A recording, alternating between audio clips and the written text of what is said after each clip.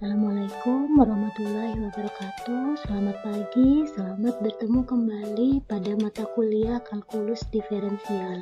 Pada pertemuan keempat minggu ini, kita akan membahas tentang fungsi dan limit.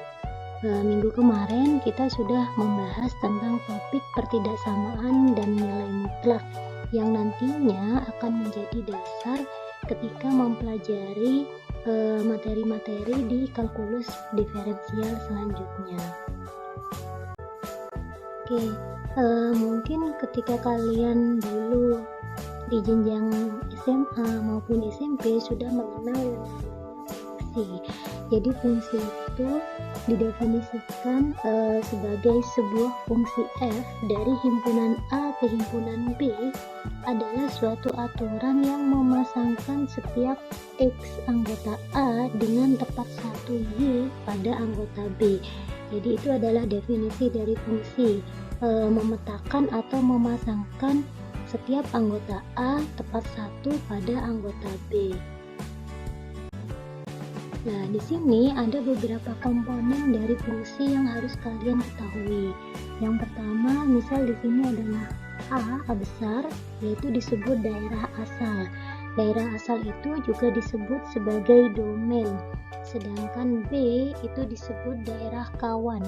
Daerah kawan itu nama lainnya adalah kodomain. Kemudian himpunan semua anggota B yang mempunyai pasangan itu disebut daerah hasil atau biasa disebut dengan ring. Jadi ini adalah salah satu contoh fungsi yang bisa kalian lihat dari grafiknya. Jadi untuk semua anggota A itu dipasangkan tepat satu pada anggota B, sehingga jika ditanya ringnya, berarti ringnya itu untuk gambar dari fungsi tersebut itu termasuk sama dengan daerah kawan. Karena kenapa? Semua di daerah kawan memiliki pasangan tepat satu pada daerah asal atau daerah domain. Nah, di sini ada operasi pada fungsi. Jadi sama seperti operasi pada bentuk aljabar ya. Jadi di situ ada operasi pada fungsi. Ketika kita mengatakan operasi pada fungsi, berarti yang ada di pikiran kita adalah adanya operasi penjumlahan, pengurangan, perkalian maupun pembagian. Jadi di sini jika f dan g itu adalah dua fungsi, maka jumlah f ditambah g atau selisih f dikurangi g atau hasil kali dari f kali g atau hasil bagi dari f per g dan perpangkatan adalah fungsi-fungsi yang daerah asalnya berupa irisan dari daerah asal f dan daerah asal g, sehingga bisa dirumuskan jika mau ditanya f ditambah g itu artinya kita menjumlahkan antara fungsi f dan fungsi g, dan berlaku untuk pengurangan serta perkalian dan pembagian. Di sini untuk pembagian sendiri itu ada syarat di mana g-nya tidak boleh sama dengan 0. Kenapa tidak boleh sama dengan 0? Karena jika penyebutnya sama dengan 0, maka fungsi tersebut tidak akan terdefinisi. Itu sudah dibahas di pertemuan sebelumnya ya. Nah, di sini ada contoh soal.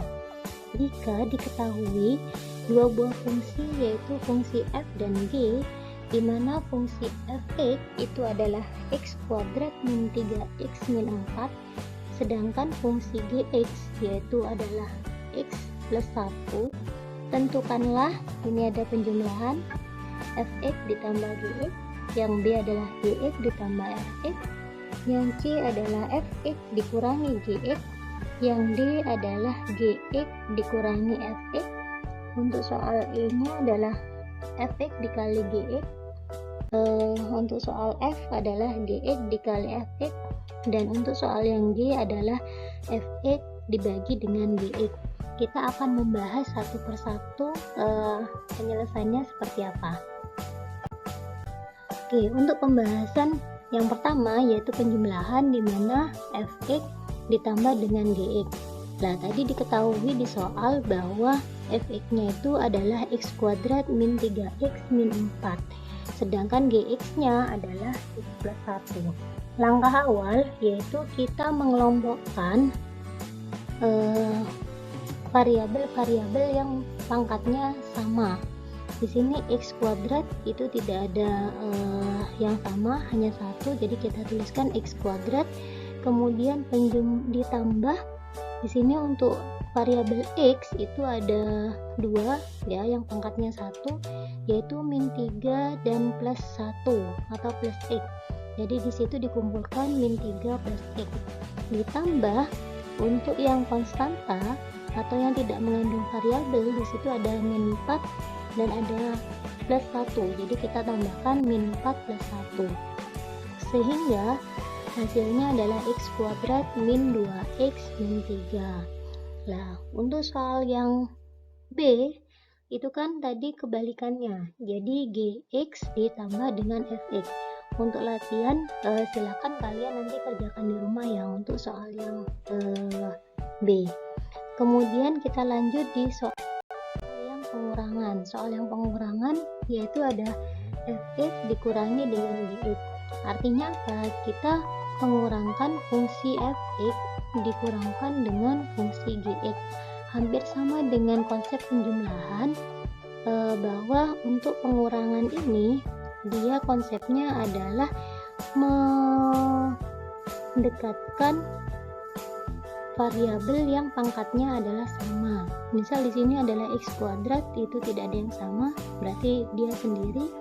Kemudian ditambah untuk min 3x, tadi ada temannya yaitu min x, berarti min 3x min x ditambah min 4 dikurangi 1. Nah, di sini setelah sudah dikelompokkan sesuai pangkat dari variabel tersebut, berarti kita bisa melakukan operasinya. Sehingga hasilnya adalah x kuadrat min 4x min 5. Nah, untuk soal yang D hampir sama tadi ya, seperti yang penjumlahan. Jadi silahkan kalian coba kerjakan di rumah. Apakah jawaban dari soal C itu nanti sama dengan soal D untuk pengurangan ya. Kemudian selanjutnya yaitu untuk perkalian. Nah, untuk perkalian di sini adalah fx dikali dengan gx. Artinya fungsi fx itu sendiri dikalikan dengan gx.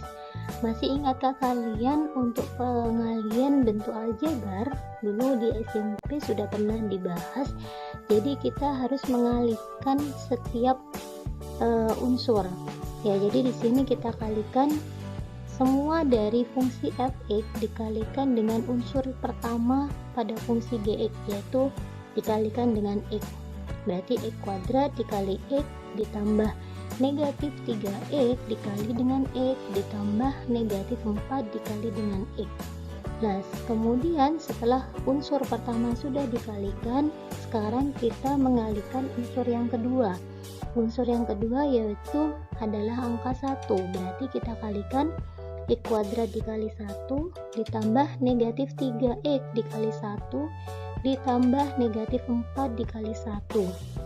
Kalau sudah kita kalikan setiap unsurnya, kita tinggal pengalian biasa. Berarti x kuadrat dikali x, karena perkalian berarti pangkatnya dijumlah, yaitu 2 plus 1, artinya jadi x pangkat 3. Kemudian negatif 3x dikali x berarti pangkatnya berubah jadi negatif 3x pangkat 2. Kemudian negatif 4 dikalikan x jadi negatif 4x. X kuadrat dikali 1 tetap x kuadrat. Negatif 3x dikali 1 juga tetap negatif 3x. Kemudian negatif 4 dikali 1 tetap negatif 4. Setelah itu sama seperti konsep yang sebelumnya pada penjumlahan, berarti kita kelompokkan pangkatnya yang sama. Berarti di sini x pangkat 3 sendiri ada negatif 3x kuadrat ditambah x kuadrat, artinya negatif 3 ditambah 1, berarti hasilnya adalah negatif 2x kuadrat. Negatif 4x dikurangi 3x artinya adalah negatif 7x dikurangi 4. Itu adalah hasilnya. Jadi konsepnya untuk perkalian itu adalah setiap unsur dari fungsi f(x) harus dikalikan ke setiap unsur yang ada di gx. Setelah kalian mengalihkan setiap unsurnya, baru kalian mengelompokkan setiap unsur yang pangkatnya sejenis atau pangkatnya adalah sama, baru melakukan proses operasi. Seperti itu prosesnya untuk perkalian. Sebagai latihan untuk soal yang F, yaitu gx dikali dengan fx, silahkan kalian latihan kerjakan di rumah ya.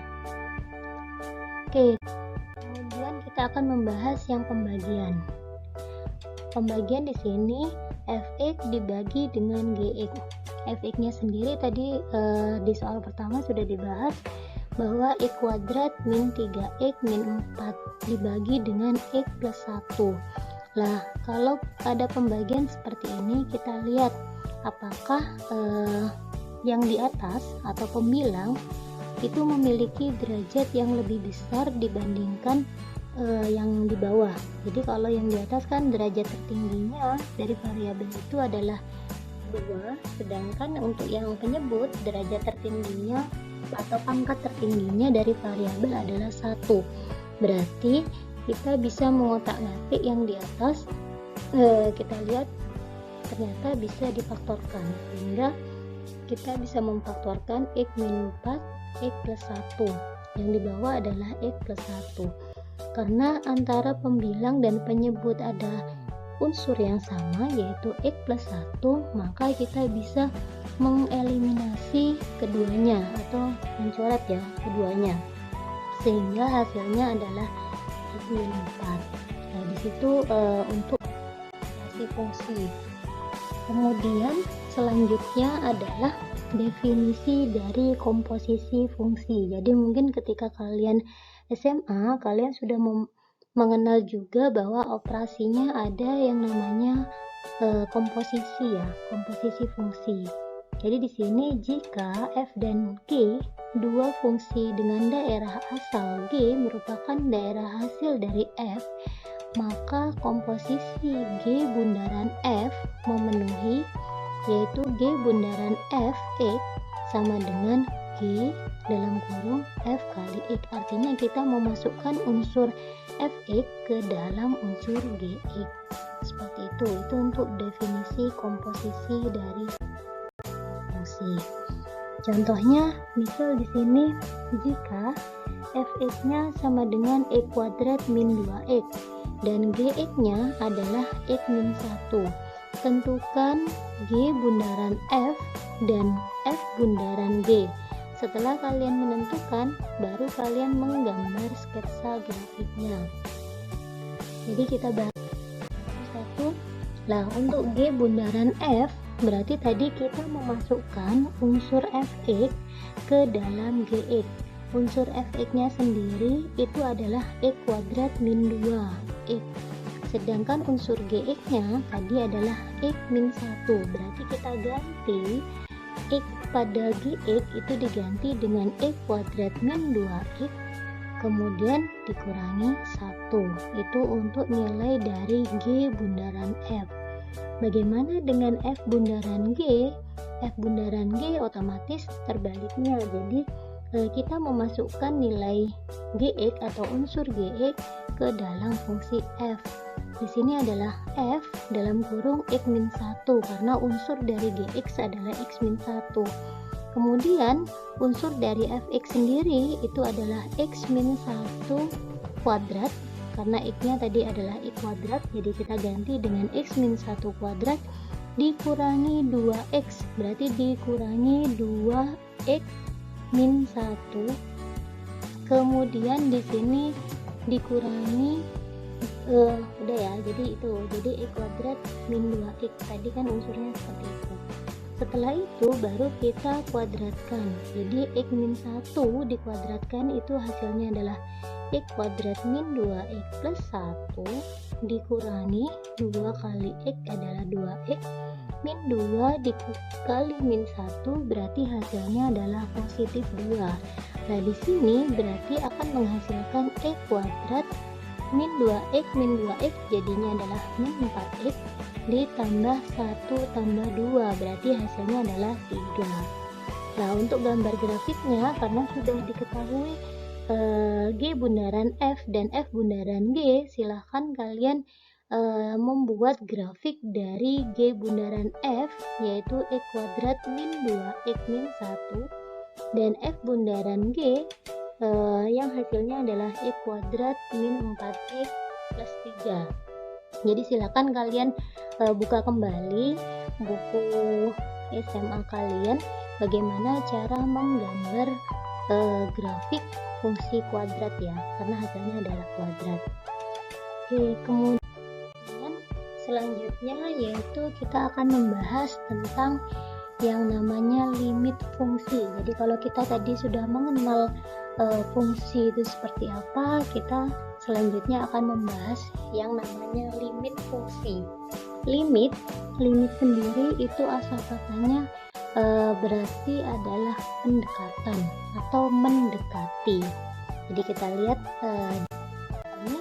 Nah, definisi limit fungsi. Untuk memahami pengertian dari limit fungsi, kita awali dengan fungsi berikut. Jadi misal ibu punya sebuah fungsi f(x), di mana fungsi f(x)-nya itu adalah x pangkat 3 dikurangi 1 dibagi dengan x min 1. Fungsi tersebut tidak akan terdefinisi di x sama dengan 1. Kenapa? Karena ketika x-nya diganti dengan angka 1, berarti fungsi f(x) akan berbentuk 0/0.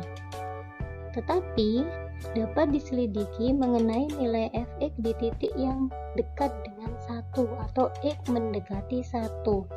Perhatikan nilai f(x) untuk beberapa x seperti terlihat pada grafik selanjutnya. Jadi ketika fungsi tersebut ada di titik x sama dengan 1, maka fungsinya tidak akan terdefinisi. Tapi fungsi f(x) akan terdefinisi ketika titik atau nilai f(x) itu berada di dekat 1 atau mendekati 1. Kita lihat ya. Nah, ini misal kita masukkan ketika x-nya adalah 1,25, hasilnya adalah 3,813. Ketika 1,1 berarti 3,310. Jadi kalian tinggal mencoba saja ketika x-nya itu diganti dengan angka-angka ini.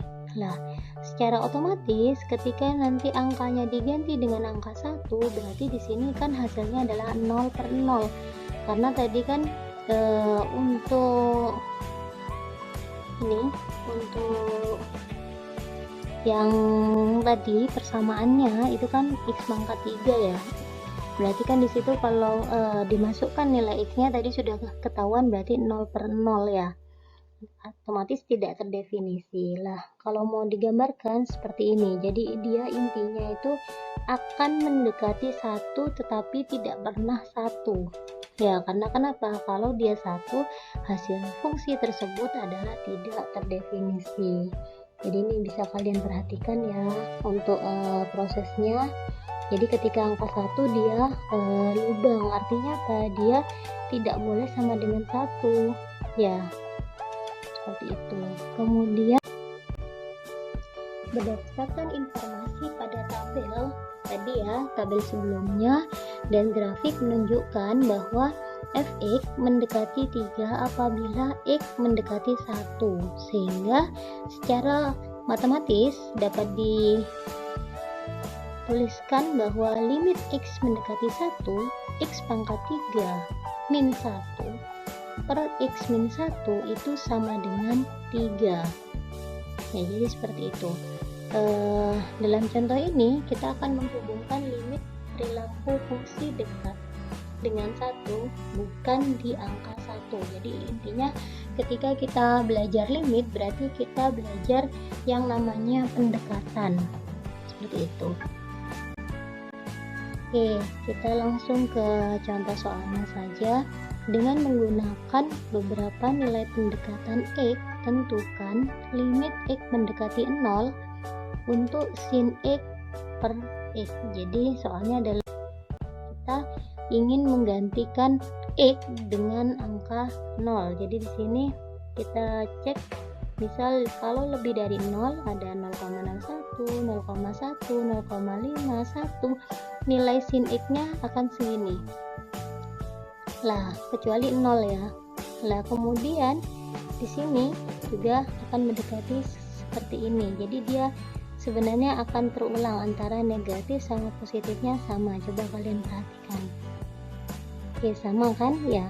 Nah, jadi limit X mendekati 0, sin X per X itu akan sama dengan 1, seperti itu ya. Jadi kalian masukkan saja nilainya seperti itu, karena dia akan mendekati 1.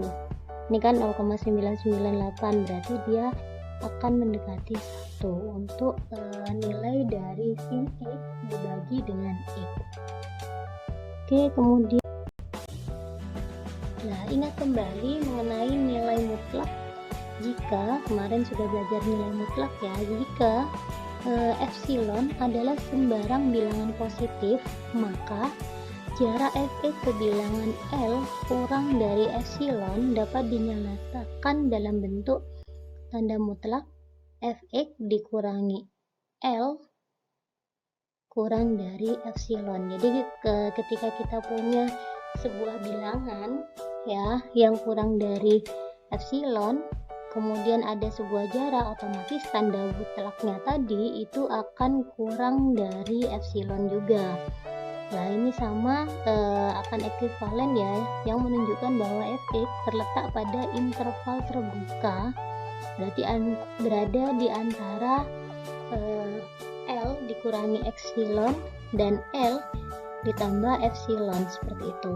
Jadi nanti kita lihat dari gambarnya ya, ekuivalennya seperti apa. Nah, ini untuk proses gambarnya yang bisa kalian perhatikan. Jadi kalau yang di sini itu tadi kan ada kata-kata bahwa tanda mutlak fx dikurangi L itu kurang dari epsilon ya. Jadi L nya itu berada di antara L kurang dari epsilon sama L ditambah epsilon, seperti itu. Nah, ini untuk grafik yang B nya sama juga ya seperti tadi.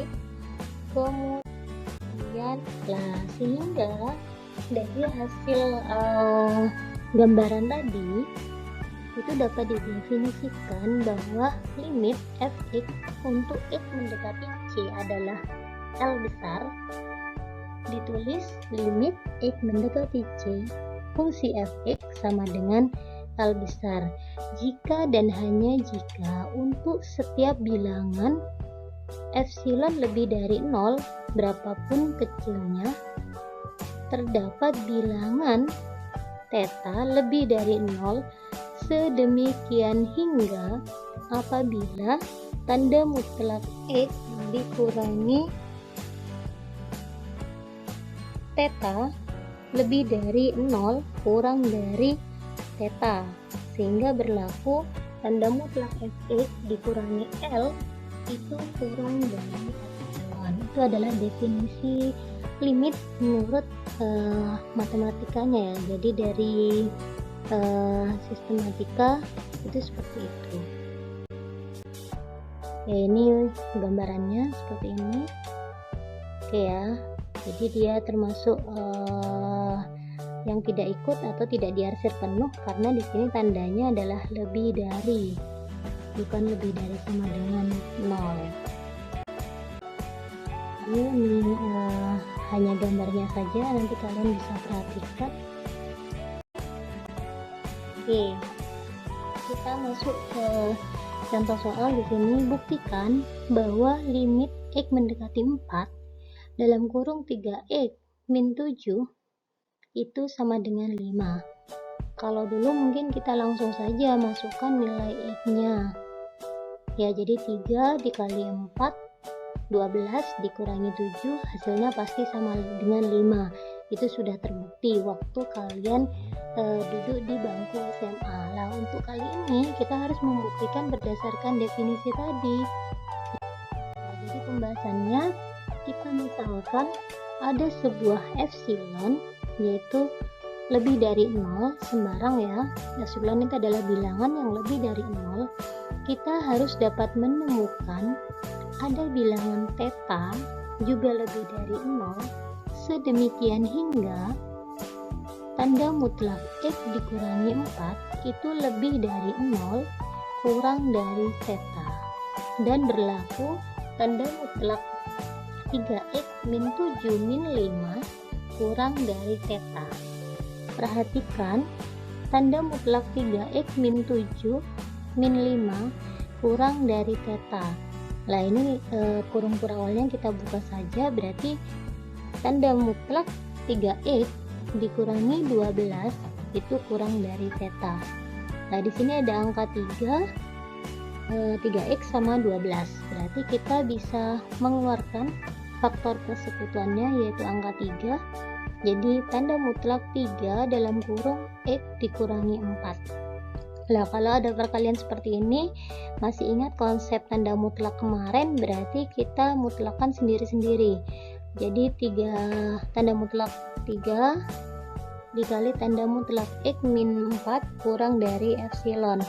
Berarti kalau kita mau cari tanda mutlak x dikurangi 4 itu kurang dari epsilon dibagi 3. Jadi yang awalnya 3-nya di kiri kemudian pindah ke kanan, jadi proses pembagian. Oleh karena itu dapat dipilih, jadi kita bisa memilih tetanya itu sama dengan epsilon per 3. Tentu saja dapat dipilih bilangan theta yang kurang dari epsilon per 3. Kenapa? Karena tadi sudah dikatakan bahwa tetanya itu ya harus lebih kecil ya, seperti itu. Kemudian kita buktikan, ambil sembarang epsilon atau sembarang bilangan yang lebih dari 0. Kita pilih theta lebih dari 0, yaitu theta tadi epsilon per 3.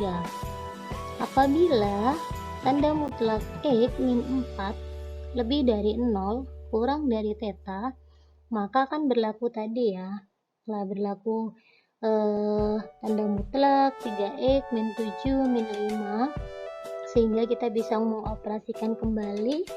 Kemudian di sini berarti kan kita mendapatkan 3 theta sama dengan 3.